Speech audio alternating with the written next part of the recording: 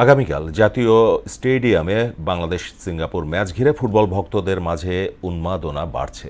স্টেডিয়ামটি নতুন রূপে ফিরে আসায় বাংলাদেশ দলও ফুটবলে নবরূপে ফিরবে বলে আশা করছেন তারা। ক্রীড়া সংগঠকরা বলছেন, ফুটবলের উন্নয়নে ফেডারেশনের নিরপেক্ষ নেতৃত্বের বিকল্প নেই। মুদাসসির আলীর বিশেষ প্রতিবেদন। নতুন করে প্রাণ ফিরে পেয়েছে ঢাকার মতিঝিলে অবস্থিত দেশের সবচেয়ে পুরনো খেলার মাঠ জাতীয় স্টেডিয়াম। ৫ বছরেরও বেশি সময় ধরে চলা সংস্কার কাজ শেষ হবার পর এবার ফিরছে খেলা। ভুটানের বিপক্ষে প্রীতি ম্যাচ দিয়ে এ মাঠে আন্তর্জাতিক ফুটবলের প্রত্যাবর্তন হলেও সবচেয়ে বড় যে ম্যাচ সেটি হচ্ছে সিঙ্গাপুরের বিপক্ষে বাংলাদেশের এশিয়ান কাপ বাছাইয়ের খেলা। আগামী ১০ জুন এ মাঠেই হবে সে ম্যাচ। স্টেডিয়ামের প্রায় প্রতিটি কোণাতেই লেগেছে সংস্কারের ছোঁয়া। গ্যালারিতে বসেছে রঙিন ছাউনি, মাঠে লাগানো হয়েছে উন্নত মানের দেশি ঘাস এবং নতুন করে বসানো হয়েছে ফ্লাড লাইট। ওয়ালটন আবারও মিলিয়নিয়ার অফারে ওয়ালটন ফ্রিজ কিনে আপনিও হয়ে যেতে পারেন মিলিয়নিয়ার। প্রায় ১৬০ কোটি টাকা ব্যয়ে জাতীয় ক্রীড়া পরিষদের তত্ত্বাবধানে হয়েছে সংস্কার কাজ। ইতোমধ্যে বাফুফেকে মাঠ বুঝিয়েও দিয়েছে এনএসসি। দেশে নতুন করে প্রাণ ফিরে পাবে ফুটবল, এমনটাই চাওয়া ক্রীড়া পরিষদ সচিবের। বাফুফে প্রত্যাশা করছে, দেশের মানুষ প্রত্যাশা করছে এই জাতীয় স্টেডিয়াম, এই ফুটবল মাঠ, এখানে আমাদের অ্যাথলেটিক্স ট্র্যাকও আছে। তো সব মিলিয়ে যেহেতু এই মাঠটি আধুনিকায়ন হয়েছে, সংস্কার কাজ শেষ হয়েছে এবং ক্রীড়া এখানে চর্চার সুযোগ পাবে, ক্রীড়া প্রাণবন্ত হবে, ক্রীড়া সক্রিয় হবে।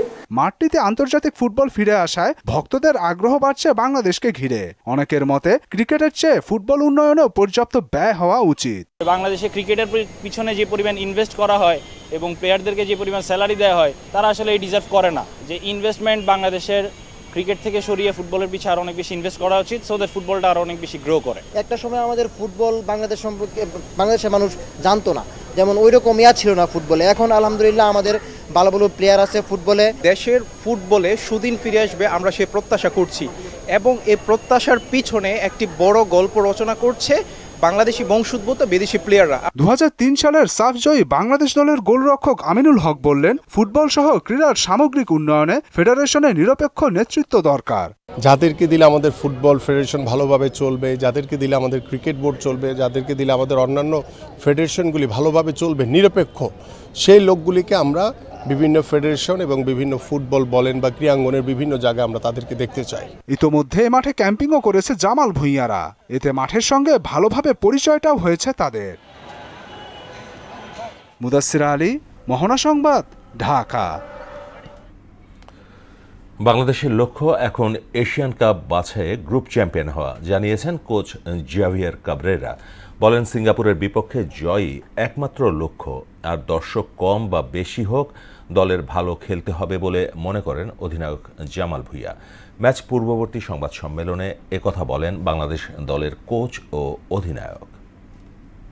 To be the best in this group because there's no other option than being the best of the 4 teams. And there are things we have been working on that tomorrow hopefully we will do better. এক গোল মানে আগে দিতে পারি তাহলে আমার জন্য ভালো, but of course we have to keep clean sheet, so এটা একটা important point. But in football you need goals to score, and if you can keep a clean sheet you will get the 3 points.